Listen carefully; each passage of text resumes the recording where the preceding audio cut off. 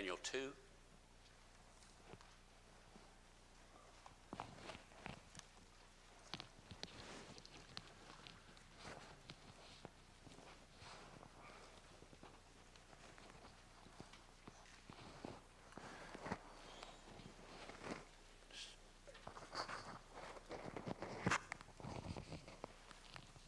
Hoisted on my own petard here.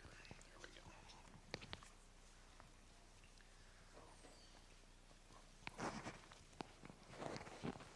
All right. Daniel 2 is the longest chapter in the book of Daniel. And what we're going to do this morning is we're going to read through the entire chapter, and then we'll go through and talk about Nebuchadnezzar's dream. In the second year of the reign of Nebuchadnezzar, Nebuchadnezzar had dreams. His spirit was troubled, and his sleep left him. Then the king commanded the magicians, the enchanters, the sorcerers, and the Chaldeans be summoned to tell the king his dream. So they came in, and they stood before the king. And the king said to them, I had a dream, and my spirit is troubled to know the dream. And then the Chaldean said to the king in Aramaic, O king, live forever. Tell your servants the dream, and we will show you the interpretation. The king answered and said to the Chaldeans, the word from me is firm.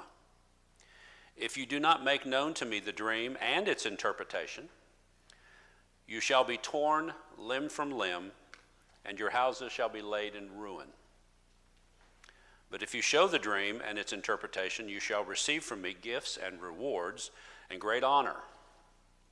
Therefore, show me the dream and its interpretation.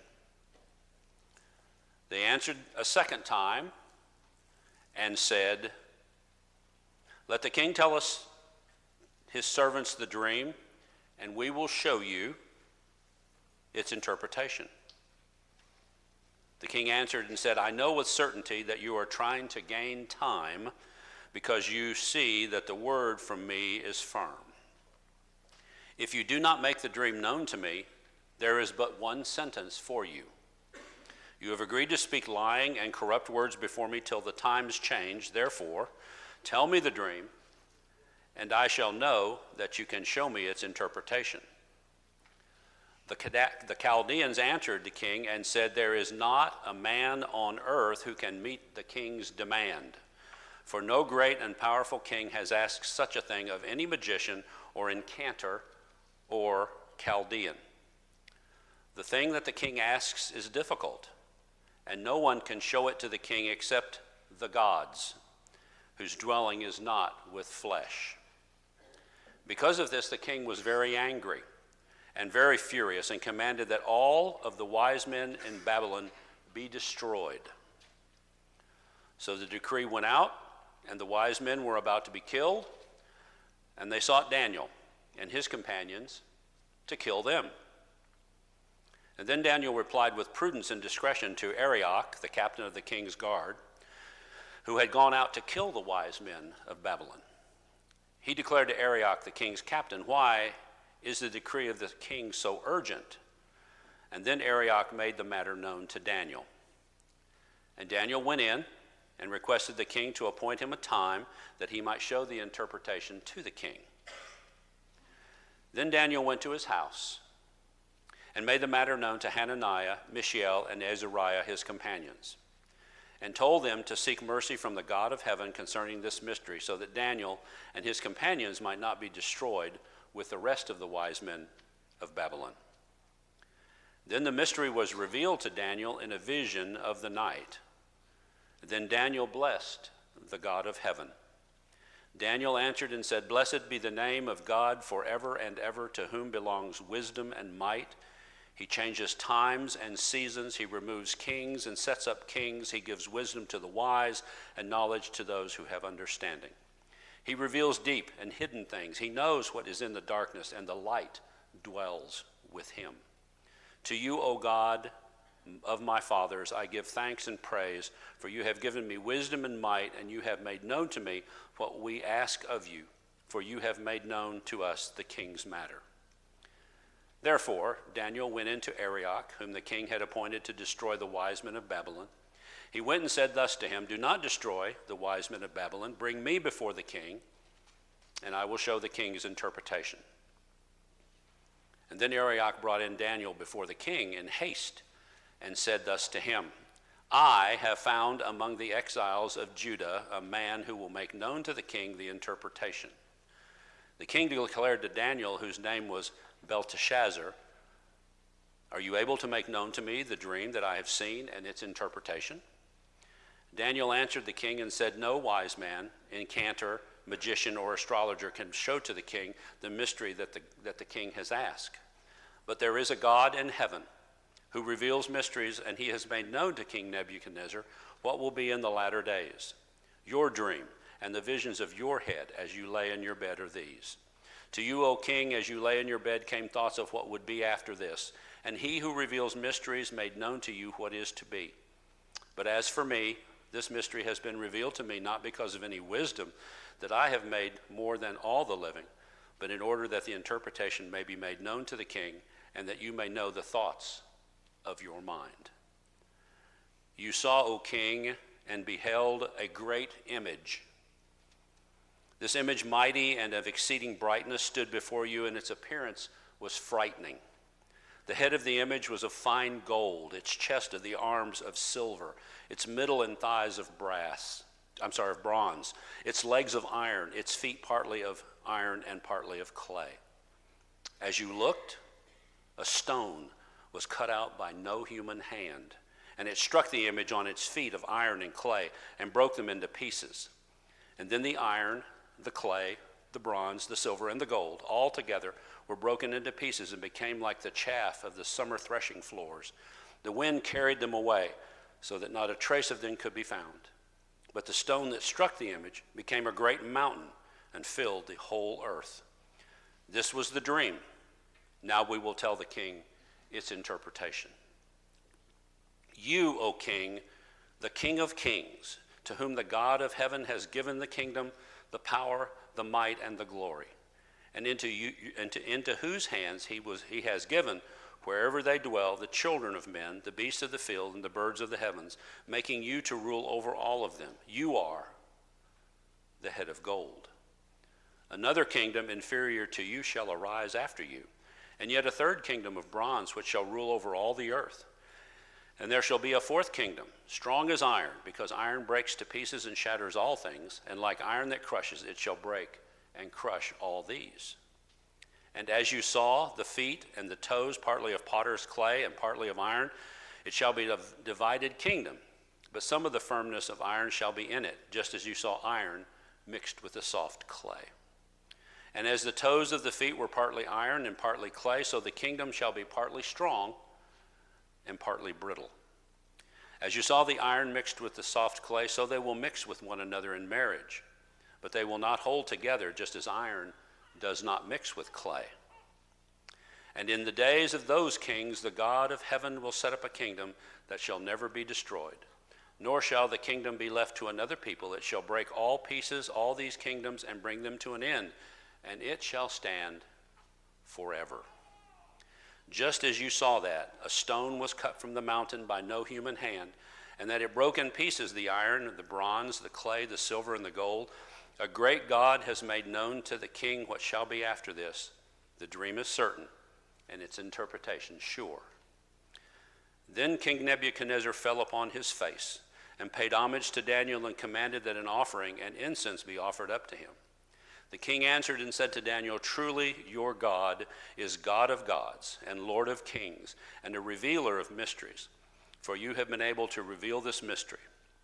Then the king gave Daniel high honor and many great gifts, and made him ruler over the whole province of Babylon and chief prefect over all the wise men of Babylon. And Daniel made a request of the king, and he appointed Shadrach, Meshach, and Abednego over the affairs of the province of Babylon.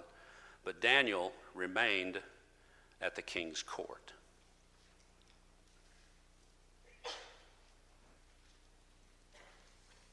You ever had a dream? You ever had a dream and wake up from that dream and can't remember what the dream was? I used to keep a small little notepad by my bedside. If I had a dream, if I'd wake up, I'd try to write down some of the notes before I'd forget them. Over time. They say that dreams are just your everyday experiences all commingled together into this giant dumpster that your brain is trying to get rid of all this stuff. And that's why we dream. We could spend hours and hours talking about dreams, but we want to talk about Nebuchadnezzar's dream. Just as people often do, Nebuchadnezzar had a dream. And sometimes dreams trouble us. I know one of my sons has night terrors. And when he was young, he would wake up screaming in the middle of the night for no apparent reason. He just had a bad dream. And there may be some of you that have those same kind of things. But your spirit is troubled when you sleep. Something disturbs you about that. And in this case, Nebuchadnezzar had a dream that troubled him. Whether he could remember the dream or not really is not really said here. His sleep left him. He had a partial, probably, recollection of what was going on in the dream but didn't know. And so what he does in the first instance of this, he commands his magicians in verse 2. So we have the magicians, we have the enchanters, we have sorcerers, and we have the Chaldeans. And the Chaldeans are a very special sect of soothsayers. And they're the ones that talk to the king and tell the king what needs to be. And in many of these kingdoms in the ancient world, and even into some of the latter portion of English rule and French rule, the religious leaders were really the movers behind the throne. They would tell the king things that they thought were best to do. And in this case, these guys are really kind of the ones driving it. And so Nebuchadnezzar then demands to know what the dream is and the interpretation of the dream. Well, none of these guys could do that. And so Nebuchadnezzar says, well, I want you to be able to tell me the dream, because if I tell you the dream, you can give me some interpretation. But that's not what I want. I want to know if you're truly what you say you are. You should know my dream, and you should be able to give me an interpretation thereof. And so the king says, I had a dream. My spirit troubled me. In verse 4, they say to the king in Aramaic. Now, why would they answer? Why is that verse in there? Why is verse 4 there? They answered the king in Aramaic. Why answer the king in Aramaic? Any idea? We've seen this before.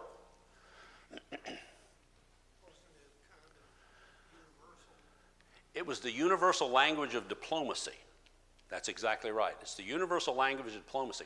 Remember when Sennacherib came and he sent, I don't remember what the guy's name is, but he sent him to talk to the Jews inside Jerusalem. He spoke to them in Aramaic. He would not speak to them in Hebrew.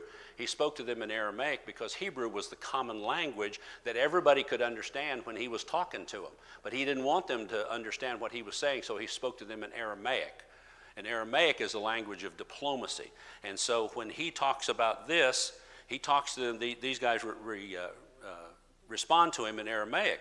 And they tell him several times, tell your servants the dream, and we'll tell you the interpretation. Well, that's easy enough to do. If you know what the dream is, you can make something up. But you can't make up what the dream is when I haven't told you what the dream that I had is. And so the king says, verse 5, the word from me is firm. And if you don't make known to me the dream and the interpretation, you shall be torn limb from limb.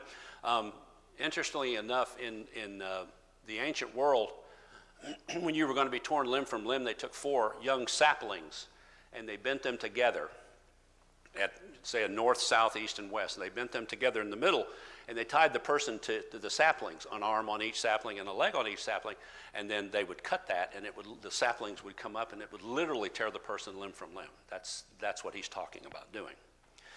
And see, not only that, but I'm not only going to kill you, I'm going to do what? I'm going to kill your families too. Your houses are going to become a dung heap. Your houses are going to become a trash compound, a trash where trash is thrown. So not only are the enchanters and the sorcerers and the Chaldeans and the soothsayers, not only are they going to be killed, but their houses are going to be laid to ruins also. And he says, but if you show me the dream and its interpretation, he says, here's the upside. The downside is I'm going to kill you. The upside is if you tell me what the dream is, I'll give you gifts and rewards and honor. Therefore, show me the dreams and its interpretation. They answered a second time and said, they're just coming back to the same story. Tell us the dream, and we'll tell you the interpretation. And the king says, I know with certainty what you're trying to do. They're stalling for time. They're trying to get some small morsel from him that they'll be able to make something out of this if he'll just give them something. And he says, I know with certainty that you're trying to gain time. And so in verse 9, he tells them, there's one sentence for you. If you've agreed to tell lying and corrupt things before me, the time's changed. Therefore, tell me the dream, and I'll show you the interpretation. 9 and 10 are very interesting. The Chaldeans answer the king, there's not a man on earth who can meet the king's demands, for no great and powerful king has asked such a thing of any magician and any incanter or Chaldean. I got to thinking about this week, and I went to one of the scholars that I read, and he's a denominational scholar, and this is supposition on his part. What year are we in of Nebuchadnezzar's reign? Verse 1. Second year.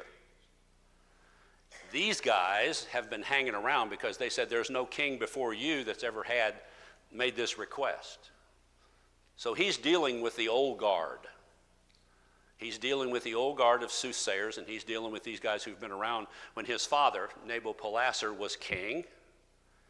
And so these are the same guys, apparently, that are still hanging on.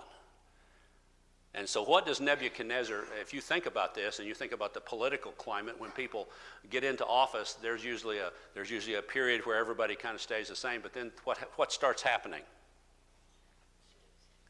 The person in charge starts making changes. And so Nebuchadnezzar is looking for a way to clean house, to get rid of this old guard. But the problem is he's done what? He's not going to get rid of the old guard, he's going to get rid of everybody. He's going to kill them all. And that includes Daniel and his friends. And so Daniel's head is on the chopping block, just like his friends are, just like the rest of the soothsayers and the magicians. And you'll notice in this encounter with Nebuchadnezzar, who's not here? Daniel's not here. Daniel's off somewhere else. So again, that refers to, I think, this old guard of Chaldeans, this old guard of magicians and everything. And Nebuchadnezzar's, he's apparently had it up to here with him. And he says, you can't tell me this dream and the interpretation. I'm going to kill y'all. I'm going to kill your families. I'm just going to wipe you out. We're going to start from scratch. The problem is if he kills everybody, then he has no soothsayers. Then he has no magicians. Then he has no one to do this. So how big a part do magicians and dreams play in the Old Testament? Do you remember other incidents where there are that dreams are told to people and interpretations are made? Some examples. Who else had a dream?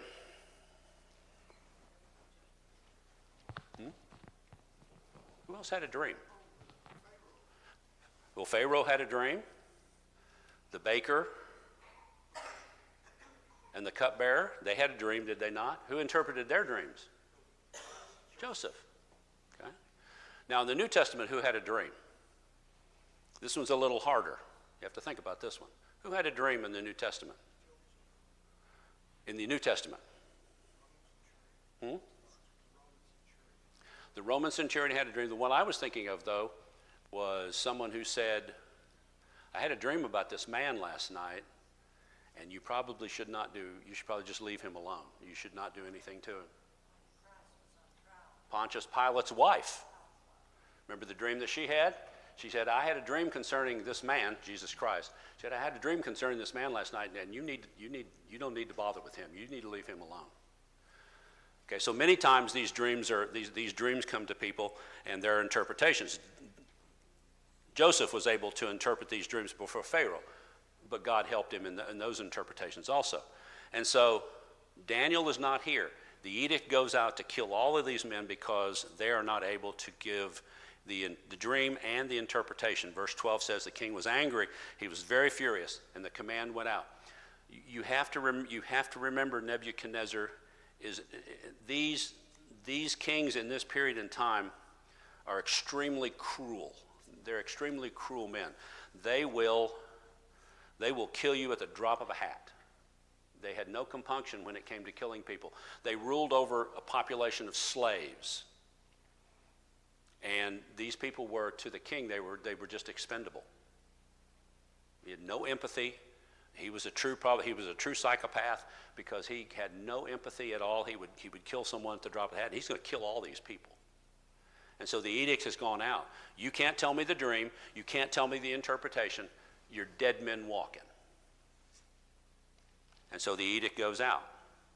The decree goes out in verse 13. The wise men were about to be killed.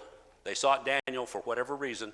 They sought Daniel and his companions, and it says at the end of that verse, to kill them. So even though Daniel was not there when all of this happened, they had already started killing. And so Daniel and his friends were being sought out to be killed also. And so Daniel goes to Arioch, the captain of the guard, or the captain of the king's guard, and he asks him what's going on. And so Arioch tells Daniel what's going on. Daniel goes in and requests the king to appoint him a time that he would show the interpretation. And so Daniel does not interpret the dream right there, but he goes back to his house. And he does this on several occasions. He does this later on in the book of Daniel. He goes back to his house when he's told that the king's decree is you can't pray. And he goes back to his house and opens his windows and prays where everybody can see. Remember, this is a 16, 17-year-old man. In his third year of training, he's still being trained when all this is happening. And so Daniel goes back to his house and he does what? He does what he always does. He prays. He prays. And so he prays this prayer. Blessed be the name of God forever and ever, to whom belong wisdom and might. He changes the times and the seasons. He sets kings up and he removes kings. That goes back to Daniel 4:25 when we get there. He says, God rules in the kingdoms of men. God rules in the kingdoms of men. And that's valid even today. God rules in the kingdoms of men. And so he reveals the deep things. He knows the darkness. The light dwells in him. I give thanks and praise to you to give him wisdom and might. He asks God to give him the interpretation. And he gives the interpretation to Daniel. So this is not prophecy. This is what? What has Daniel had given to him? It's not prophecy, but it's what? It's revelation. It's revelation. The dream and the interpretation are revealed. He doesn't prophesy anything. He reveals the dream. He reveals the interpretation. And he goes to the king and he says, do not destroy the wise men of Babylon. Bring me before the king and I will show the king the interpretation. And so verse 25, then Arioch brought Daniel in before the king in haste and said to him, what does he say to him? This is Daniel who will interpret the dream. But what are his first words? Verse 25. What are his first words to the king? I have found. Did he really? Did he find Daniel? No. And Daniel found him. He's just taking credit. He's just taking credit. I found among the exiles of Judah a man who will make known to the king the interpretation. The king asked Daniel, are you able to make known to me the dream that I have seen, its interpretation? And Daniel says, with his thumbs in his lapels, yes, I have. I'm right here to tell you what that dream is, and I'm right here to tell you what that interpretation is, and it's all because of me, right? What does he tell him? There is a God in heaven. First words out of his mouth. No man can do this. That's right. No man can do this. But there is a God in heaven. And he lays out for Nebuchadnezzar exactly what is being made known to the king comes from God Almighty. The mystery has been revealed to me, verse 30, not because of any wisdom. Daniel is one of the most self-deprecating people. It's not because of any wisdom that I have. It's not because of anything that I do. There is a God in heaven, and he's given me the revelation. He's given me the pieces of your dream and the interpretation that may be known to the king, that you may know the thoughts of your mind. And so Daniel then, and begins in verse 31, he begins to interpret the dream. So what does he see? What does he see? He sees the image that the king saw in his dream, right? And so the secret's been revealed to him. He sees an image. The image is of a statue. Mighty and exceeding brightness, this image stood before you, and its appearance was frightening. Head of gold, chest and arms of silver, middle and thighs or waist and thighs of bronze, legs of iron, feet partly clay, partly iron. And then he sees something else. He sees a stone that is cut out not with human hands. And that stone hits that statue and breaks it to pieces. And that stone then becomes what? After that stone breaks the statue, what does that stone become? A mountain as big as the world. A kingdom that has no end. Greater than all of these kingdoms that he's about to talk about. And what's he talking about there? What's he talking about? Who was the stone? What is the stone that was cut out without hands? Okay. Some have interpreted it as the kingdom. Some have interpreted it as Christ. He's the stone that's been cut without hand. He's the chief cornerstone. So he's the stone that was cut without human hand. And his coming did what? His kingdom destroyed all of these other kingdoms, such that they're only memory. And of his kingdom, it became a mountain. And of that kingdom, there's no end. It broke in pieces all of the iron, the clay, the bronze, the silver, the gold, and broke it into pieces. And like the chaff of the summer threshing floors, the wind carries it away, and not a trace of them could be found. The stone that struck the image became a great mountain. That was the church. The great mountain is the church, as far as I'm concerned. It fills the whole earth. Head of gold. Why? Why a head of gold? Okay, that represents Babylon. It said, Nebuchadnezzar, you are the king of kings. In verse 37, you, O king, the king of kings. You have been given the kingdom and the power and the might and the glory. And I left that one key sentence out. Who gave him that? Who gave him that power? Who gave him that kingdom? God gave him that kingdom. God sets rulers up. God takes rulers down. There is a God in heaven. God gave you the kingdom. And he gave it into your hands, wherever men may dwell, the children of men, the beasts of the fields, the birds of the heavens. They made you to rule over all of them, the head of gold. Now, if we stop here at the head of gold, and we skip forward to chapter 3, what does Nebuchadnezzar do with this information? What does he do with this information in chapter 3? Because that's what we'll talk about next week.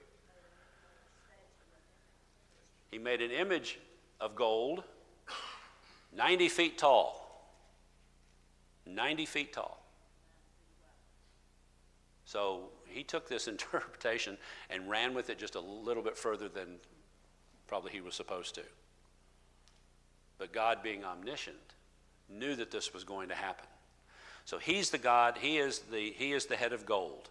Probably not solid gold, probably gold overlaid on wood, something like that. That the tabernacle was built in a similar fashion. It was overlaid with all the precious metals.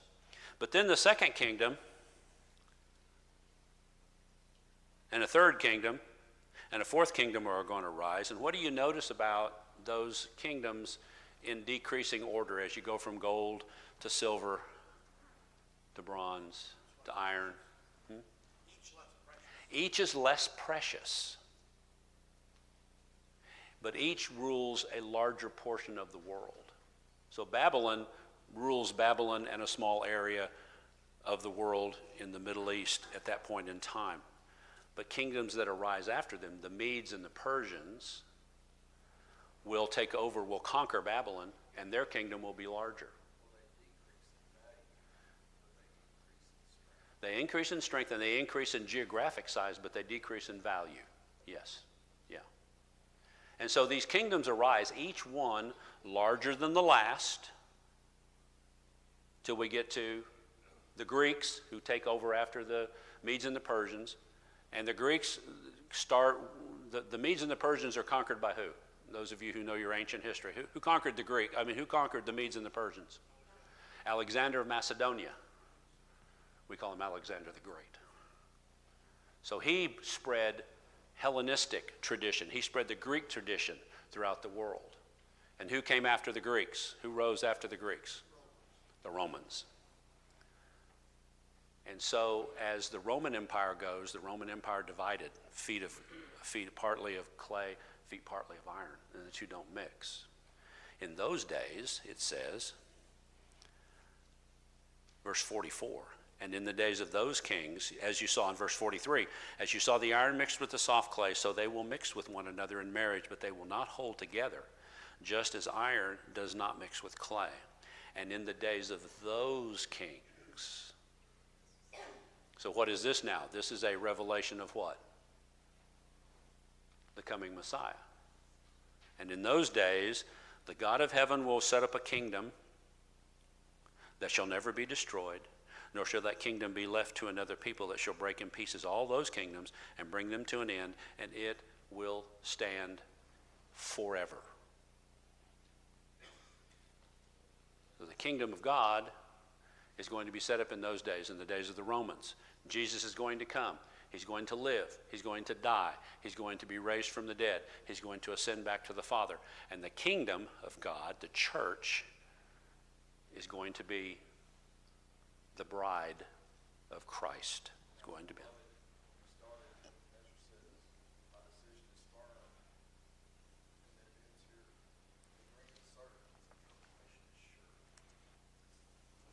Yeah. So, just as you saw, verse 45, just as you saw that stone cut from the mountain by no human hand, and it breaks into pieces those, a great God has made known to the king what shall be after this. So even at the end of his discussion with Nebuchadnezzar, after he's given him the dream that he had and given him the interpretation of this, he comes all the way, he circles all the way back around. A great God has made known to the king what shall be after this. The dream is certain, and its interpretation sure.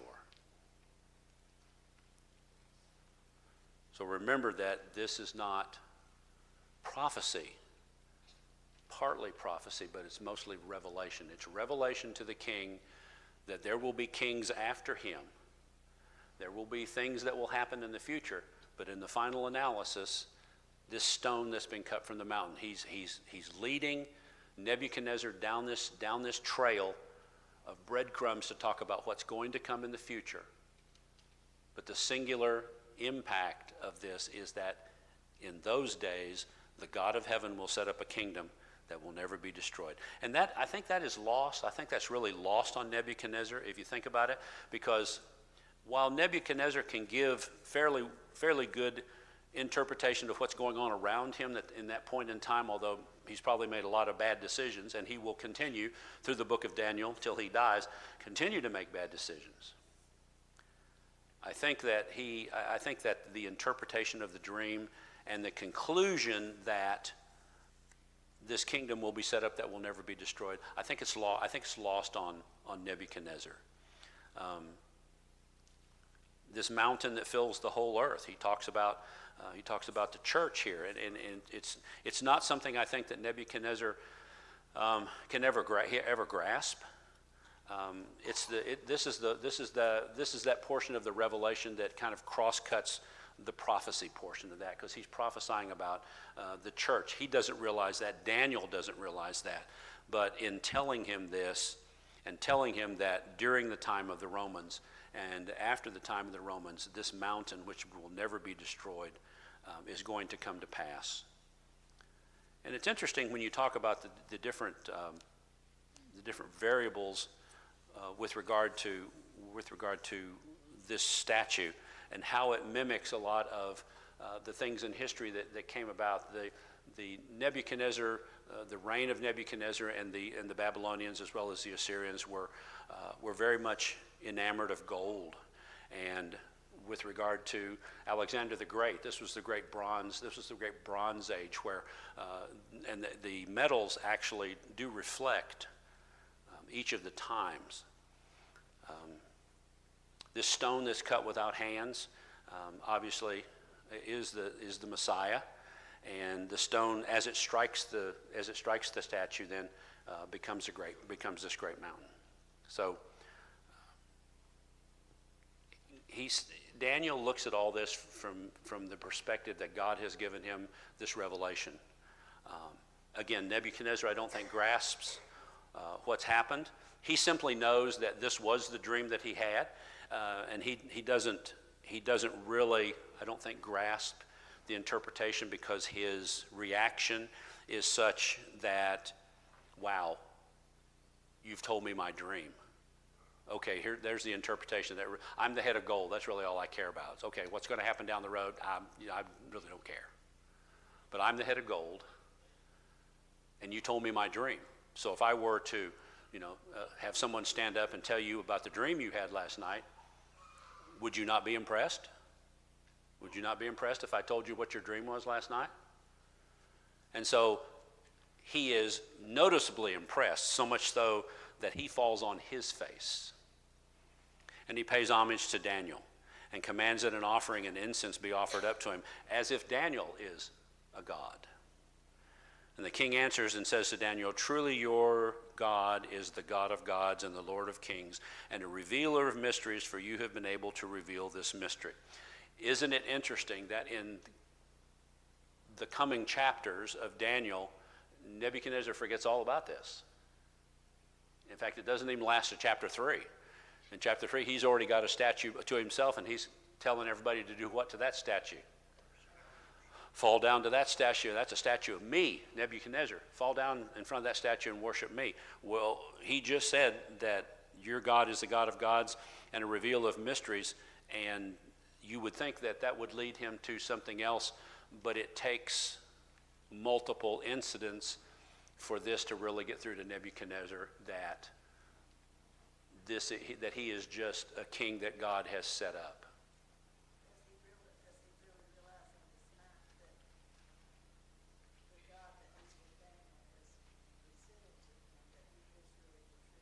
Well, notice he says he is the God of gods. And so he's not giving up on Nebu, and some of the other gods. He's not giving up on those gods. He's just saying, okay, you've proved to me your God is the God of gods.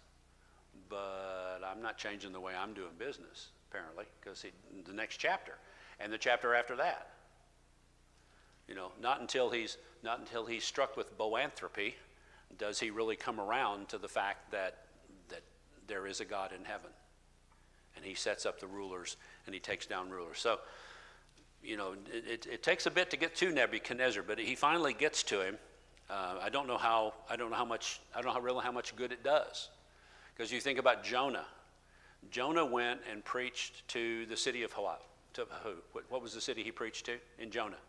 Nineveh, and he managed to convert the whole city. Even the king. He converted the whole city. But later, Nineveh had turned back around to be idolatrous once again, and they were destroyed. And so these kings have very short memories when it comes to worshiping the God of heaven. So he keeps his word to Daniel. He gives Daniel high honors, verse 48, many great gifts, makes him ruler of the whole province of Babylon. What does this sound familiar? This smacks of another Bible story. Of who? of Joseph. Joseph came out on the, from being in jail after being falsely accused by Potiphar's wife. Joseph ends up doing pretty well. He's second in command only to Pharaoh. And now Daniel is second in command only to Nebuchadnezzar. And he gave them, yeah. And there are some versions that say that at the end there in the last verse that Daniel sits in the king's sits in the king's gate, yeah. And so the king delegates power to him. And he delegates a lot of power to Daniel. And this is one of the reasons I think that even though the Medes take over from the Babylonians eventually, and the Persians take over from the Medes eventually, and Cyrus comes to rule, when Cyrus comes to rule, Daniel is still alive. Historian Josephus says he lives to about age 90, and he possibly, when we don't have any Bible information that tells us this, but when Cyrus puts the decree out to let the Jews go back to their homeland, what does Daniel, Daniel's not mentioned in the mix there, but Daniel's still alive. He still is around under Cyrus. I mean, we saw that at the end of chapter 1. And so Daniel has great influence over this king, not as much maybe as he should have, because he really didn't ever get the king to admit that there is a God in heaven and you should be worshiping him and not these other gods. But Shadrach, Meshach, and Abednego also are set over the affairs of the province of Babylon. But Daniel remains at the king's court, and I think some of the versions say he sits at the king's gate. And so he is solving problems, he's answering questions, he's making decisions, and only the king is supreme to him at this point in time. So the king's impressed. He's not really in the habit of sharing with anybody, because he's the king, he does everything. But in this case, he's going to show respect to Daniel. And for somebody like Nebuchadnezzar, who doesn't like to give respect to anybody, and he's showing now a respect to a slave, so it's quite something. And the other we don't hear anything about these other quote unquote wise men that were around the king. But apparently they were subordinate to Daniel now. And Daniel gets promoted. His life is spared. He's promoted to a high office. It's a win-win. And he brings his friends along with him. Their lives were spared because of him. Yeah, well, yeah, a lot of lives were spared because of Daniel. So this is one of the many revelations that we see in the Old Testament about a coming kingdom. And this is probably one of the more dynamic revelations, because we see this stone cut out of the mountain without human hands. No human intervention for this stone that's cut out of the mountain. And there's no human intervention when this stone that's cut out of the mountain without hands becomes a great mountain. And that mountain is the church. And so here again, is evidence of the Bible's inspiration, because the Bible is inspired and God is telling us that someone's coming. And that's what we see in the Old Testament. We talked about that before. The Old Testament tells us someone is coming. Matthew, Mark, Luke, and John tell us what? Someone's here. And the remainder of the Bible, Acts through Revelation, tell us what? He's coming again. Okay? There's someone coming. That person is here, and he'll come again. So the New Testament, or the Old Testament, is the New Testament concealed, and the New Testament is the Old Testament revealed. Okay? So when you talk to people about that, those are very simple phrases that you can remember to drive home to a person that you're teaching, that you're working with, that this is why the Old Testament is here. This is why the New Testament is here. Go to Daniel and use this as a pivot point to talk about, even in the early days of these great kings, although they were cruel and extremely psychopathic in most instances, because they would kill at a moment's notice, there is a promise that something better is coming, and that something better was the church. So we're done a few minutes early today. Next week, Daniel 3. Thank you for your attention. Good Lord willing, we'll see you next week.